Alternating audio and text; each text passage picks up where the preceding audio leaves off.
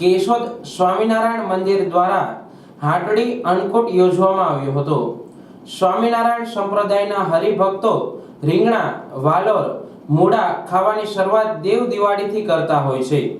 ઠેર ઠેર સ્વામી મંદિરમાં હાટડી અન્નકૂટ દર્શન અને મહાઆરતી કરવામાં આવી હતી।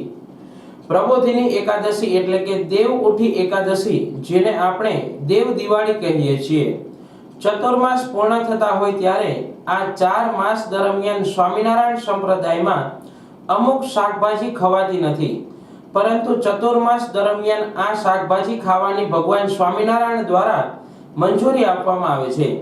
જેમ કે રીંગણા, મૂળા, વાલોર વગેરે દેવ પોઢી એકાદશીથી દેવ ઉઠી એકાદશી સુધી હરિભક્તો આ શાકભાજી ખાતા નથી, પરંતુ ચતુર્માસ બાદ આ શાકભાજી ખાવામાં આવે છે। ભગવાન શ્રી સ્વામિનારાયણ જ્યારે કચ્છમાં વિચરણ કરતા હતા ત્યારે એક ગામમાં તેઓ કચરા ભગત નામના હરિભગતને ત્યાં જમવા ગયા હતા અને તે શાકભાજીનો વેપાર કરતો હતો। તેમના પત્ની ઘરે ન હોવાથી ભગવાન માટે તે પોતે રોટલા બનાવે છે અને ભગવાન તેમના વતી શાકભાજીની હાટડી પર બેસી અને શાકભાજીનો વેપાર કરે છે। તે પરંપરા મુજબ આજના દિવસે ભગવાન શ્રી ઘનશ્યામ મહારાજને શાકભાજીનો અન્નકૂટ ધરી અને દરેક હરિભક્તોને પ્રસાદી રૂપે આપવામાં આવે છે।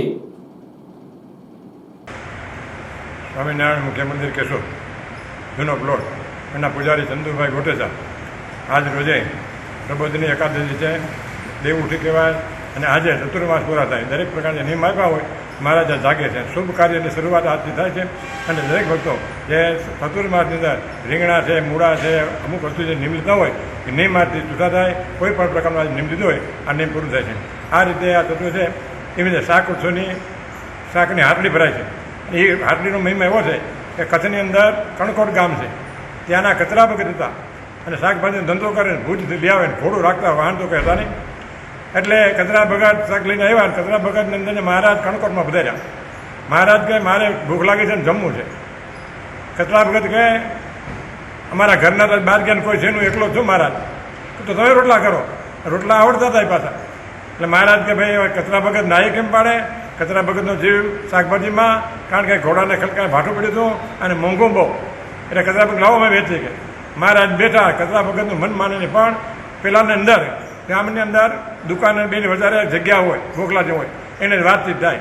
કચરા ભગત રોટલા કરવા બેઠા ને મહારાજ રીંગણા બેઠા। કેવા ભાગ્યશાળી જીવે છે એ કચરા ભગત જેમ કહેતા હતા એમાં એક બેન કચરા રીંગણા લેવા આવ્યા, મહારાજ કટોકટ તોર્યા।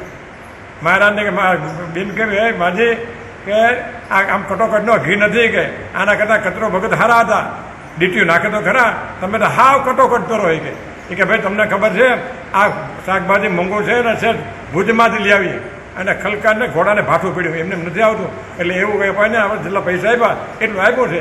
આવું બહુ મારા લીડા કરી છે। એ નિમિત્તે આજે આપણે કેશોદ મંદિરની અંદર પણ હાટડી કહેવાય, દરેક પ્રકારનું શાક, કોઈ પણ શાક ન હોય એવું નહીં, એ વેચીને દરેક હરિભક્તોએ ખૂબ લાભ લીધો, બધાને એને પ્રસાદી રૂપે બધું શાકભાજી આપીશું।